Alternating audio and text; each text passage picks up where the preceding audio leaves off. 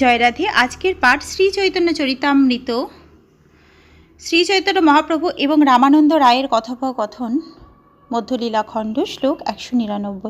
ত্রিভুবন মধ্যে ঐছে হয় কন্ধীর, যে তোমার মায়া নাটে হইবে স্থির।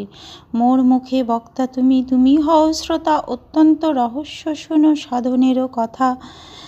এই ত্রিভুবনে এমন কোনো ধীর ব্যক্তি রয়েছেন যিনি আপনার মায়ানাটে স্থির থাকতে পারেন? প্রকৃতপক্ষে আমার মুখ দিয়ে আপনি বলাচ্ছেন এবং তা আপনি নিজেই আবার শুনছেন। কি এক গভীর রহস্য! এখন তাহলে আপনি সেই সাধনের কথা শুনুন।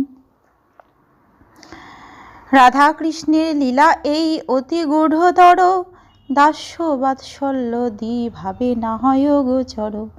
সবে এক সখীগণের ইহা অধিকার, সখী হইতে হয় এই লীলারও বিস্তার। রাধাকৃষ্ণের লীলা অত্যন্ত গূঢ়, দাস্য, সখ্য অথবা বাৎসল্য রসে তা হৃদয়ঙ্গম করা যায় না। একমাত্র সখীগণের এই লীলাই অধিকার রয়েছে এবং এই সখীদের থেকেই এই লীলার বিস্তার হয়।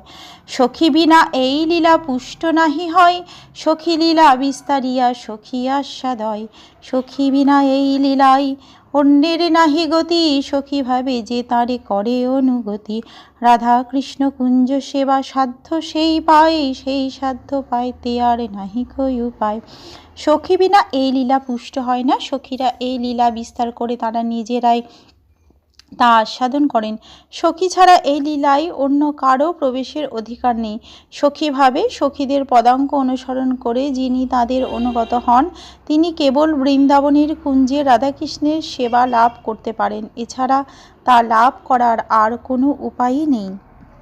ভগবত ধামে ভগবানের কাছে ফিরে যাওয়ার উপায় হচ্ছে ভগবত ভক্তি।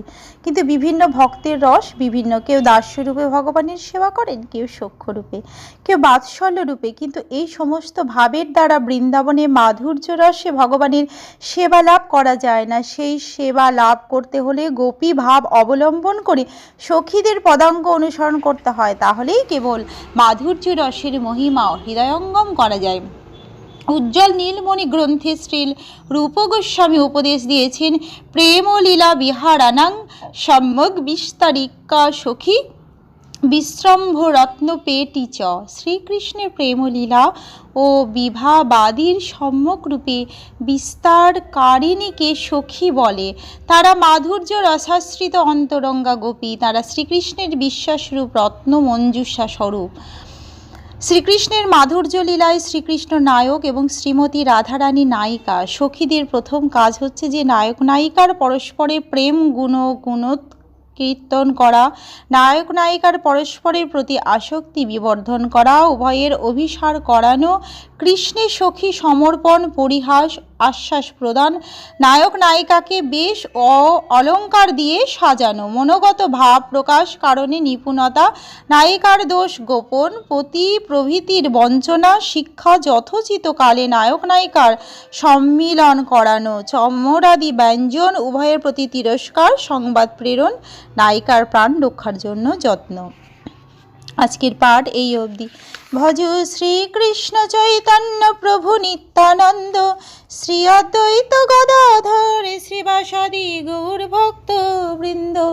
হরে কৃষ্ণ কৃষ্ণ কৃষ্ণ হরে হরে, হরে রাম রাম রাম হরে হরে। জয় রাধে জয় রাধে জয় রাধে জয় রাধে। জয় রাধে।